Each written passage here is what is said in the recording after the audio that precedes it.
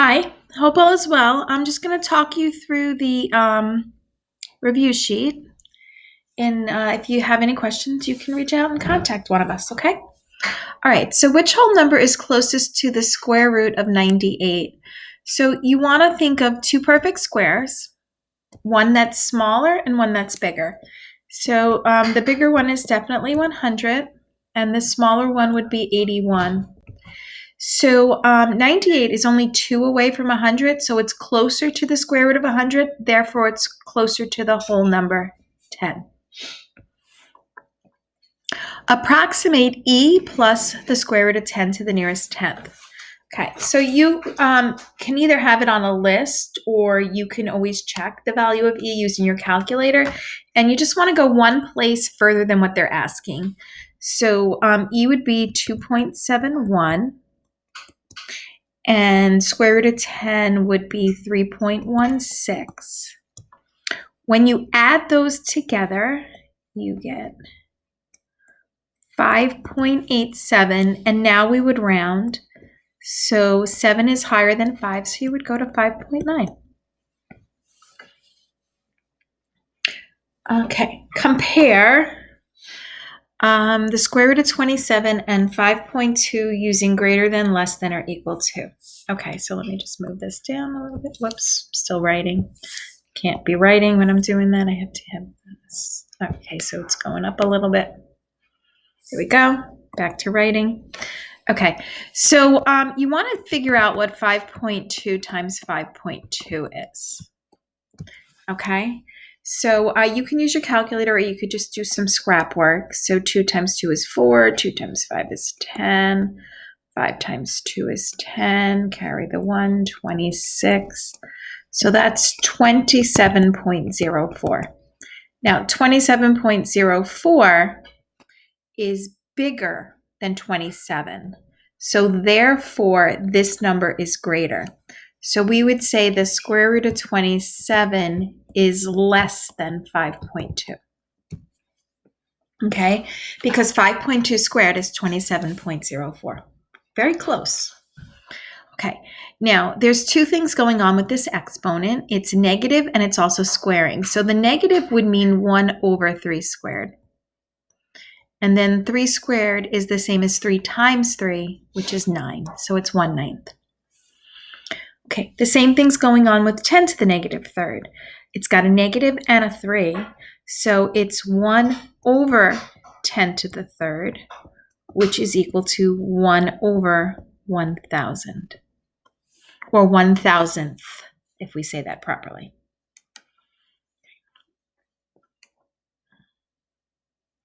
Classify as rational or irrational. Okay, so underneath the radical sign or the square root sign, you're looking for that to be a perfect square. 68 is not, so therefore this would be irrational. Square root of 36. Well, 36 is a perfect square. That's equal to 6, the whole number 6. So that's going to be rational. Okay, 1/4.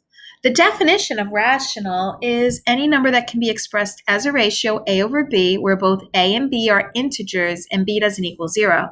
So this 100% is rational. Okay, 0.6 repeating decimals are rational.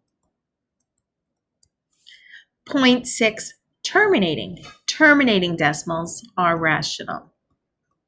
Okay, rational numbers, those are numbers that have exact values that are not as a symbol. So like pi is irrational, e is irrational, the square root of non-perfect squares, irrational.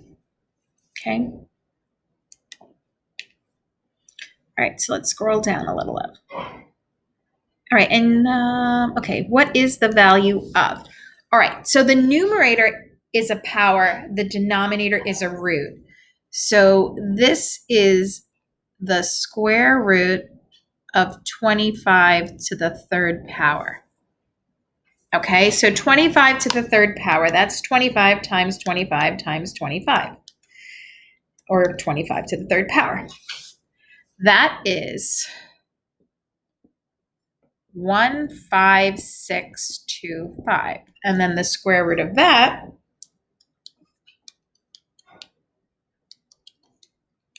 is 125. Now you can also do this in one step if you wanted to.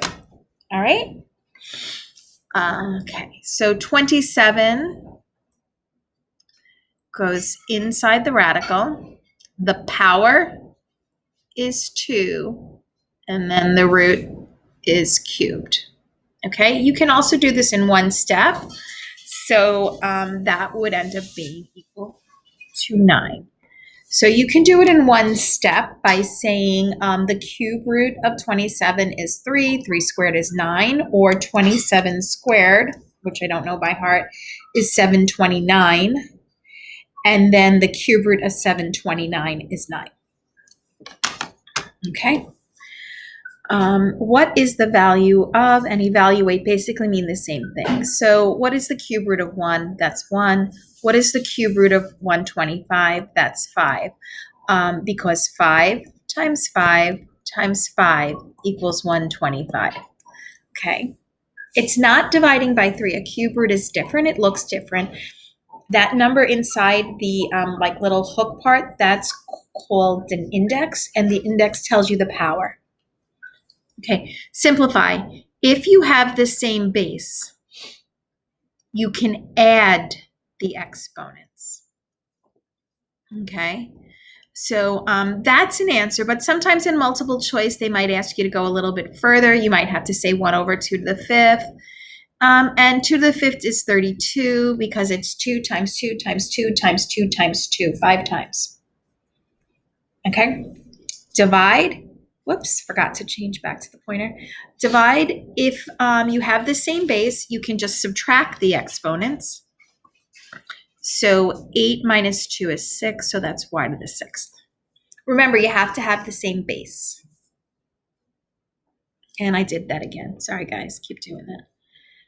Okay, here we go. Write in scientific notation. So for scientific notation, you're trying to get it to be using a power of 10. So the rule with that is you're only allowed, and I'm going to write this underneath here, you're only allowed 1 digit before the decimal point. So that's going to be 2.84 times 10 to some power. All right. And then it's basically how far did that move? 1, 2, 3, 4, 5, 6. So that's -6.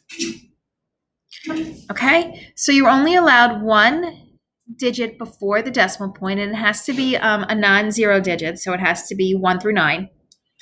And then it's times 10, and then the power, that's 3, that's 6, 7, and 8, so 10 to the 8. Keep in mind that really big numbers will have positive exponents, and really small numbers will have negative exponents. Okay, but did that seem to move? I wonder where that 3 came. Where's that 3 coming from? I don't know. All right. Here we go. Let me just get rid of that 3. I don't know where that's from. Okay. So when you're doing this, it's sort of like matching parts. So you want to do the decimal part with the decimal part. Okay. So I'm going to do the 5.4 times 2, which is 10.8. And then that's times 10, and it's, multiplication. So 3 plus 2 is 5, so my exponent is 5. Now, that's a good answer, but it's not in scientific notation. So we're not saying the answer is wrong. We're just saying that it's not written the way we want it. So I'm going to make this smaller to 1.08. And to keep the balance, I would make my exponent larger. These should be equal. Okay?